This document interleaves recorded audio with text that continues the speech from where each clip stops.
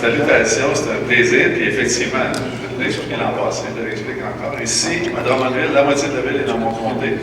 Puis je m'en vais à Saint-Hyacinthe. Puis l'autre moitié dans le comté de mon collègue Sébastien Sliberger. Fait que on est dans son comté, mais je suis dans ma ville. Bienvenue chez nous.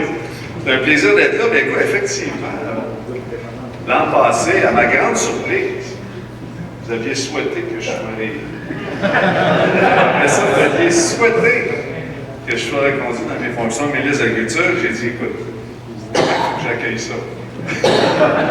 Hein? Mais vos vœux ont été exaucés. Hein? Puis honnêtement, très honnêtement, d'être le ministre de l'Agriculture, de Pêcherie et de l'Alimentation du Québec, moi, c'est un grand privilège. Puis, je me lève chaque matin, puis même si ça fait 4 ans et demi, j'ai toujours la même énergie, tout ça. Puis c'est pas toujours facile, on n'est pas à boîte à miracle, mais avec l'équipe, avec tout le monde, c'est important d'être utile le plus possible. Les filières, tout le monde, pour que vous ayez le meilleur environnement possible pour travailler. Fait que quand le premier ministre m'a demandé si je voulais retourner à l'agriculture, je suis tout à fait partant pour continuer avec vous autres. Puis écoute, honnêtement, moi, parce que je suis arrivé ici, je ne savais pas si j'allais dealer avec le nouveau président, des grains, s'il y avait un on m'a dit que vous aviez moins d'opposition que moi que j'ai eu avant la dernière élection. Hein? On va compter ça, malgré qu'on ne sait jamais comment ça peut finir. Tant que c'est pas fini, c'est pas fini. Fait que je vais vous souhaiter bonne chance, M. Urbain, pour la suite des choses, en espérant que vous allez être reconduit dans vos fonctions. J'aurai plaisir à continuer à travailler avec vous. C'est votre femme qui rote? C'est bon. Écoutez, rapidement, tu sais, l'an passé, quand j'étais venu vous voir, on était dans une bonne période pour les prix du grain. En même temps, on était dans une période tout à fait inflationniste aussi au niveau des intrants, c'était compliqué. Puis en bout de ligne, on avait quand même une équation. Tu sais, j'avais dit, c'est quand même une équation qui est correcte. Il y avait d'autres filières, c'était un petit peu plus compliqué. Puis je pense que l'année 2022, ça a été quand même une bonne année. Puis ben, 2023, on se ramasse où là, ben, les prix sont encore bien. On voit les intrants, certains intrants qui commencent à avoir une baisse de prix. Fait qu'encore là, on est dans une période qui peut être intéressante, mais parallèlement à ça, on voit ce qui se passe avec les taux d'intérêt. Puis on ne sait pas trop. Il y en a qui disent que assez rapidement, ça va commencer à baisser. C'est une chose, c'est quand même préoccupant. Fait que tout ça, quand même, ce qu'on veut souhaiter, vous êtes quand même dans un environnement, on va se souhaiter là, pour que la saison 2023 soit une belle saison, une bonne saison pour vous autres. Faut que je vous parle encore de la transition vers une agriculture qui est plus durable, avec le plan d'agriculture durable. Tu sais, l'an passé, vous êtes des partenaires là-dedans. Puis l'an passé, on venait de lancer la première cohorte de notre programme de rétribution. Puis ça avait été un succès exceptionnel, honnêtement. On avait 1834 inscriptions dans 24 heures. Puis suite à ça, naturellement, moi je vois ça comme la version 1.0 de la rétribution. Puis là, on a apporté quelques changements. Cette année, j'avais obtenu un nouveau financement du ministre des Finances pour faire une deuxième cohorte. Puis ce qu'on a fait, ce qui est important pour moi, c'est de faire en sorte qu'avec la deuxième cohorte, c'est quand on a des producteurs qui étaient déjà leaders et qui faisaient déjà bien, bien, les exigences dans le premier programme faisaient en sorte que, tu sais, quand tu fais déjà très bien, c'est difficile de t'améliorer genre de 10 par année. Alors, ce qu'on a fait dans la nouvelle mouture, c'est vraiment de reconnaître, si on veut, les entreprises leaders qui ont déjà un niveau avancé d'adoption des pratiques innovatrices, puis de pouvoir être exempté de la condition de croissance qui est prévue. Fait qu'on a on a lancé le programme, puis encore là, on a eu, je pense, 1029 entreprises qui se sont présentées là, pour, aux alentours de mémoire, c'est 29 millions, 29 millions qui ont été commis là-dedans. Aussi, ce qu'on a introduit cette année, c'est tout le programme de formation continue.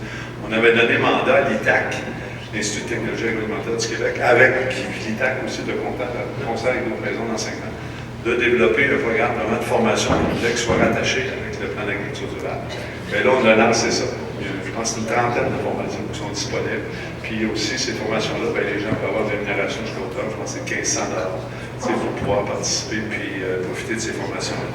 Fait qu'au total, ce qu'on voit, bien, la cohorte 2022-2023, on est rendu qu'on a 2900 entreprises qui sont engagées dans le programme. Puis au total, on a commis un investissement de 85 millions là-dedans. Puis bien, il y a 40% des entreprises qui sont inscrites. Bien, c'est des entreprises qui ont comme principale source, ben, la production de grains. Puis c'est 40% des entreprises, mais en même temps, ça doit être un pourcentage quand même plus élevé au niveau des superficies. Je n'ai pas tous les détails au niveau des superficies. Mais une chose qui est sûre, c'est que vous pouvez bénéficier, vous êtes les principaux bénéficiaires, si on veut, de cette mesure-là qu'on a mis en place.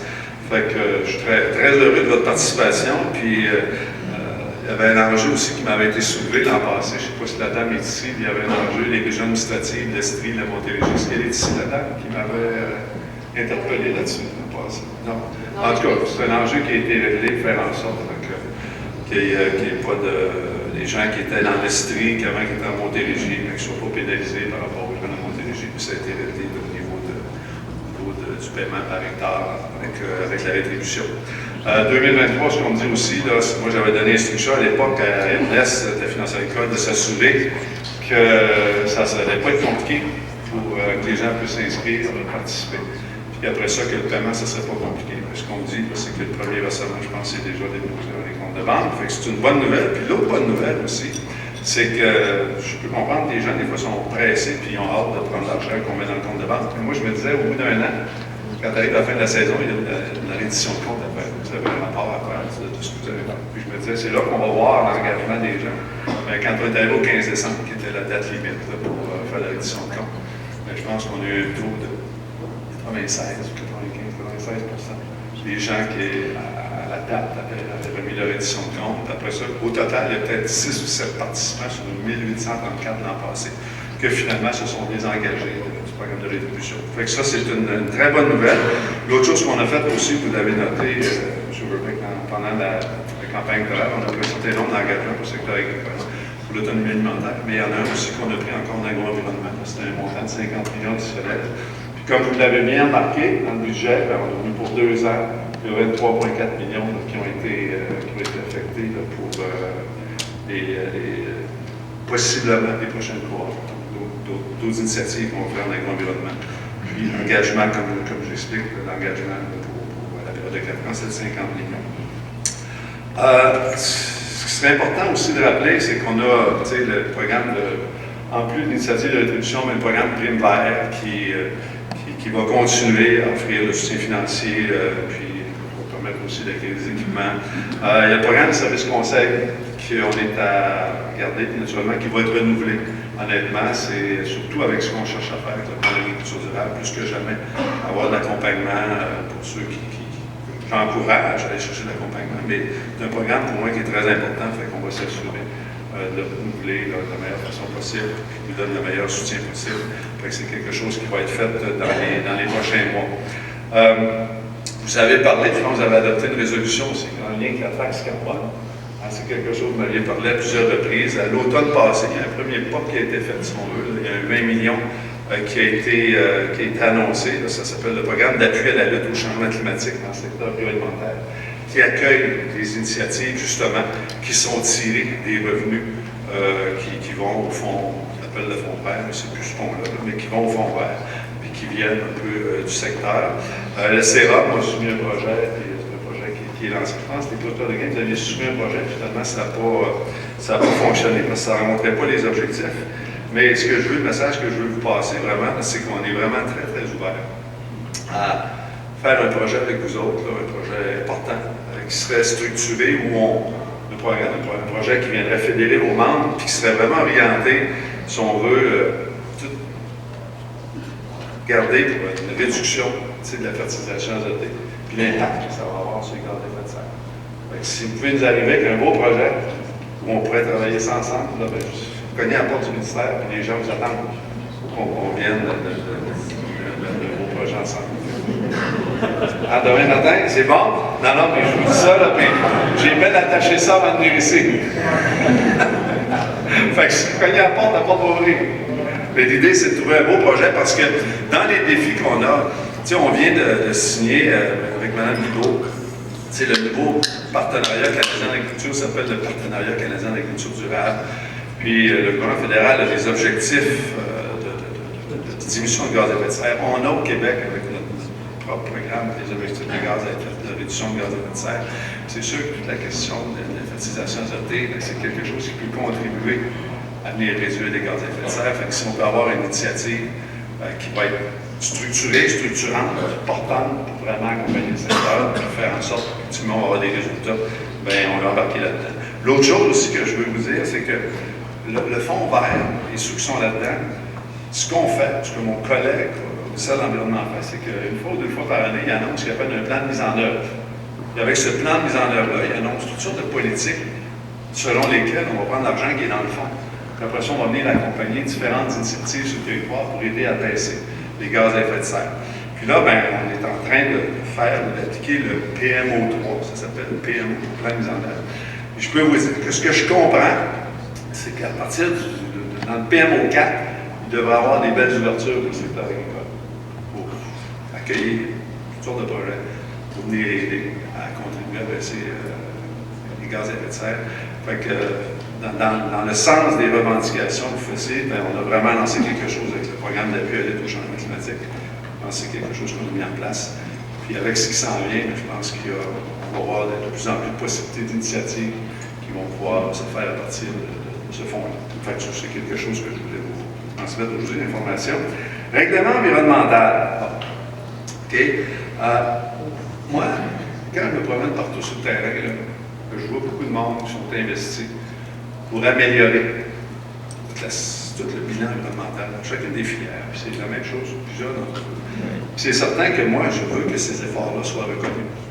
Puis, l'an passé, je m'étais engagé avec mon collègue. Puis, je vous dis, Benoît Charette, le ministre de l'Environnement. C'est compliqué, le ministère de l'Environnement, vous savez, peut-être plus que moi. Okay? Mais Benoît, c'est un collègue qui a beaucoup d'écoute, beaucoup de considération. Puis, pour moi, c'est un allié pour moi dans toutes les batailles, dans tous les enjeux qui touchent l'environnement pour l'agriculture. Puis, on s'est engagé ensemble à faire en sorte de faire de la place pour les bonnes pratiques pour le milieu agricole. Puis on s'en ramasse aujourd'hui, ben, il y a le RA. Okay, honnêtement, il y a les premières choses qui ont été mises en place. Puis il y a vraiment un mécanisme pour revoir le RA là, qui va se passer pendant l'année 2023. Je pense que c'est bien engagé. Ça va où ça va atterrir, là, mais déjà, on a quand même eu des signaux positifs, des changements là, par rapport réglementaire qui ont commencé à se faire. Puis pour la première fois depuis 20 quelques années, ben, là, il commence à avoir davantage de cultures qui sont possibles, des places qui n'étaient pas cultivaires qui sont rendues, tout ça. Fait que ça c'est positif. Le régime transitoire en zone inondable, depuis le jour 1, c'est très compliqué. Je dirais le premier volet qui nous avait été présenté il y a un an, honnêtement, c'était vraiment pas acceptable. Puis aujourd'hui, où on est rendu, c'est encore difficile. Mais ce que je peux vous dire, okay, c'est qu'il y a des discussions tous les jours, okay, entre toutes les équipes, pour faire atterrir ça à une place qui est acceptable et qui est correcte pour le secteur agricole.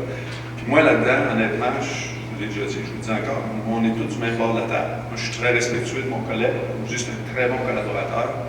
Mais les demandes que l'on fait du secteur agricole par rapport à ce qui touche le régime transitoire, ce qui touche le lac Saint-Pierre, tout ça, digue, la boîte d'eau, les demandes qu'on fait sont légitimes.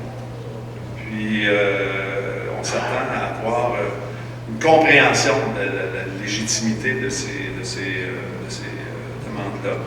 Puis, ça, toujours dans un contexte où on veut mettre en place les meilleures pratiques, puis qu'on veut contribuer à améliorer toute la question de l'environnement. Puis ça, c'est là-dedans qu'on est engagé. Quand disons, c'est tous nous autres. Okay? Fait que, ces jours-ci, là, ça brasse, ça se peut que ça brasse encore.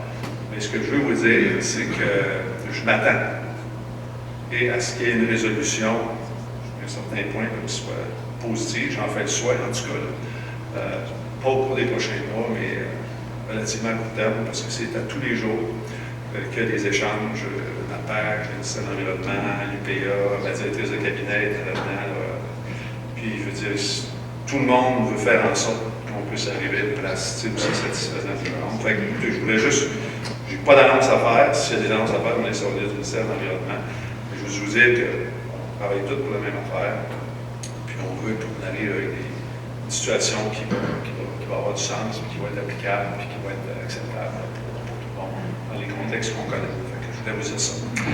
Dernier point que je voulais soulever, c'est toute la question de compétitivité. On avait mis en place, là, dans la foulée de l'étude de Forêt-la-Bois, le comité, le PGQ, MAPAC, FADQ.